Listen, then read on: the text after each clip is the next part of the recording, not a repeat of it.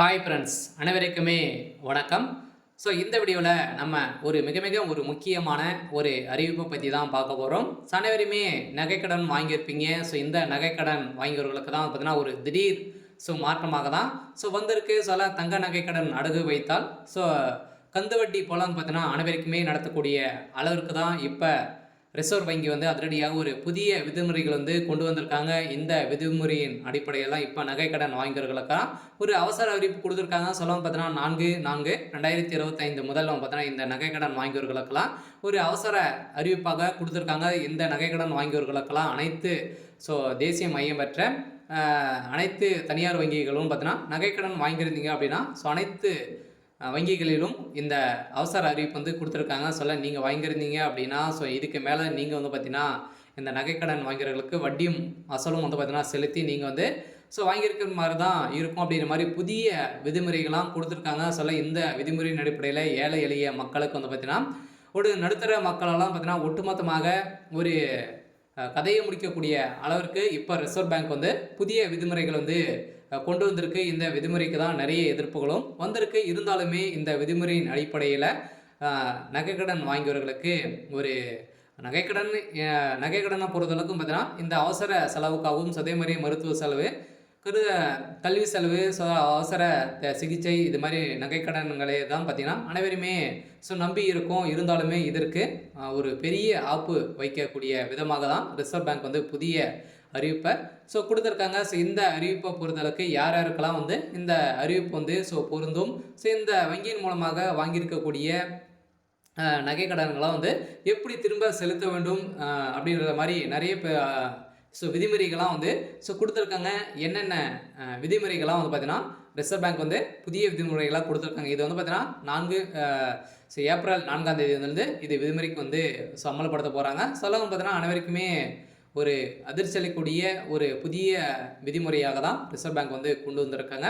இதை பற்றி இந்த வீடியோவில் நம்ம முழுமையாக பார்க்கலாம். அதுக்கு முன்னாடி நம்ம சேனலுக்கு இப்போ தான் நீங்கள் முதல் முறையாக வந்திருக்கீங்க அப்படின்னா மறக்காமல் நம்மளுடைய சேனலை சப்ஸ்கிரைப் பண்ணி சப்போர்ட் பண்ணுங்கள். வாங்க வீடியோக்குள்ளே போகலாம். பார்த்தீங்கன்னா இந்த வங்கியின் மூலமாக வாங்கியிருக்கக்கூடிய நகைக்கடன் விதியில் திடீர் மாற்றம் ஏற்பட்டிருக்கு. சில வங்கிகள் நகைக்கடன் பெறுவதற்கு ரிசர்வ் வங்கியின் புதிய விதிமுறைகளை திரும்ப பெற வேண்டும் என கோரிக்கை நாளுக்கு நாள் வலுப்பெறுத்து வருகிறது. இந்த நகைக்கடன் பொறுத்த அளவுக்கு பார்த்தீங்கன்னா நம்ம ஒரு அத்தியாவசிய சேவைக்காக மருத்துவ செலவு, கல்வி செலவு மற்றும் அவசர தேவைக்காக நகைக்கடனை அனைத்து ஏழை எளிய மக்களும் பொதுமக்களும் அதிகமாக நம்பியிருக்கும் சூழல் இப்போ உருவாகியிருக்கு.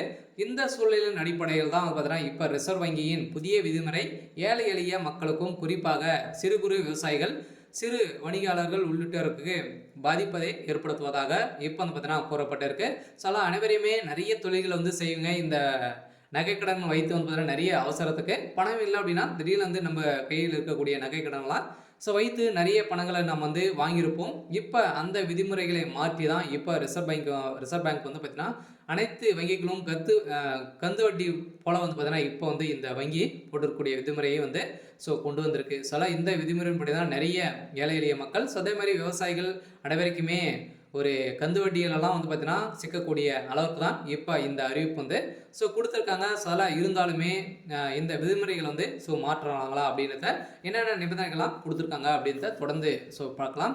இதில் ஏற்கனவே ஏழை எளிய மக்கள், நடுத்தர மக்களுக்கு, விவசாயிகளுக்கு அவசரத்திற்கு கை கொடுத்து உதவுவது இந்த தங்க நகைக்கடன் ஆகும். ஆனாலும் ரிசர்வ் வங்கியின் புதிய விதியானது பொதுமக்களுக்கு கழகத்தை ஏற்படுத்தி உள்ளது. இந்த கழகத்தின் அடிப்படையில் தான் இப்போ வருகின்ற ஏப்ரல் 4ஆம் தேதியிலிருந்து இந்த விதிமுறை அமல்படுத்த போது சில நகைக்கடன் பெற்றவர்களுக்கு ஒவ்வொரு வருடமும் காலக்கெடு முடியும் போது வட்டியின் அசலையும் சேர்த்து செலுத்த வேண்டும் என்றும் அதற்கு அடுத்த நாள் தான் நம்ம நகையை மறு அடகு வைக்க முடியும் என்று ரிசர்வ் வங்கி புதிய விதிமுறைகளை மாற்றியுள்ளது. இந்த விதிமுறைகளை பொறுத்த அளவுக்கு பார்த்தீங்கன்னா நகைக்கடன் நீங்கள் வாங்கியிருக்கீங்க அப்படின்னா அந்த நகைக்கடனை பொறுத்தளவுக்கு நீங்கள் ஏற்கனவே பழைய விதிமுறைன்னு பார்த்தீங்கன்னா நீங்கள் நகைக்கடன் அசல் வட்டி அனைத்துமே சேர்த்து கட்டிட்டு அடுத்த செகண்ட் டே பார்த்தீங்கன்னா நம்ம நகைக்கடன் வாங்கி கொள்ளலாம்.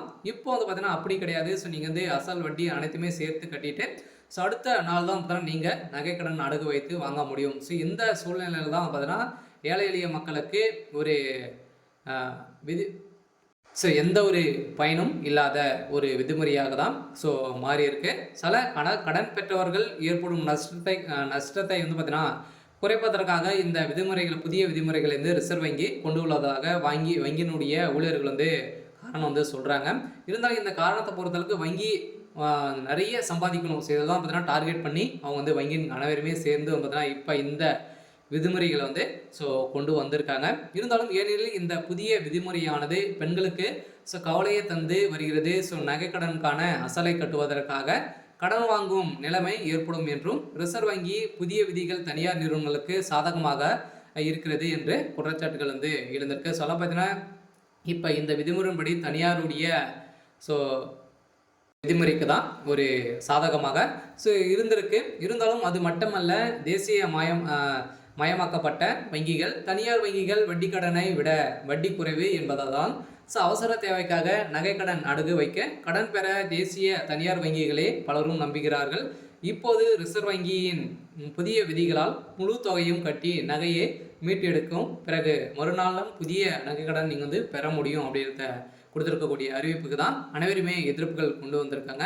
இருந்தாலும் இந்த எதிர்ப்பின் அடிப்படையில் இதை காலக்கெடு ஏற்ப ஸோ பதறடிக்கும் மக்கள் தங்களது நகைகள் ஏலத்திற்கு சென்றுவிடக்கூடாது என்பதற்காக அதிக வட்டிக்கு வெளியில் பணம் வாங்கி நகையை மீட்டு மீண்டும் அடகு வைக்க வேண்டிய நிலைக்கு ஆளாக்கப்பட்டுள்ளதாக வருத்தத்துடன் சொல்லுகின்ற நிலையில் அல்லது அவசரத்துக்கு வட்டி மீட்டர் ஸோ அதே மாதிரி வந்து பார்த்தீங்கன்னா ஸ்பீட்டர் வட்டிக்கு ஸோ அனைவருமே இந்த பணத்தை வாங்க நிலைக்கு தான் இப்போ தமிழ்நாடு அரசு ரிசர்வ் பேங்க் வந்து பார்த்தோன்னா அதிரடியாக இந்த புதிய விதிமுறைப்படி கொண்டு வந்திருக்கு.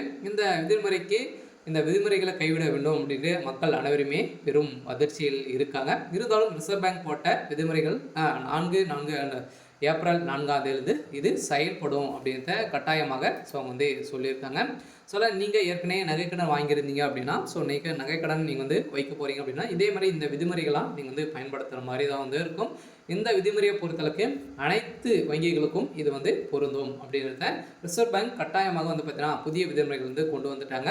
ஸோ இதுக்கு மேலே நம்ம அவசரத்துக்கு நகைக்கடன் வச்சுருந்தீங்க அப்படின்னா திரும்ப அதை வட்டி முதல்ல சேர்த்து கட்டிவிட்டு மீண்டும் அடுத்த நாள் வைக்க முடியாது அப்படின்றது தான் இந்த புதிய விதிமுறையில் சொல்லியிருக்காங்க. சில அடுத்த நாட்கள் நீங்கள் வந்து வைத்து நீங்கள் மீண்டும் நகைக்கடன் நீங்கள் வாங்கிக்கலாம். இருந்தாலும் நீங்கள் கந்து வட்டி போல ஒரு ஆட்கள் தான் நீங்கள் வந்து வாங்கி திரும்ப செலுத்தி வாங்க மாதிரி வந்து ஸோ இருக்கும் அப்படின்றது தான் இப்போ உடனே ஒரு திடீர் மாற்றமாக கொண்டு வந்திருக்காங்க. சரி, ஓகே. ஸோ இது மாதிரி அறிவிப்புகளாக நீங்கள் தெரிஞ்சுக்கணும் அப்படின்னா மறக்காமல் நம்மளுடைய சேனலை சப்ஸ்கிரைப் பண்ணி சப்போர்ட் பண்ணுங்கள். தேங்க்யூ.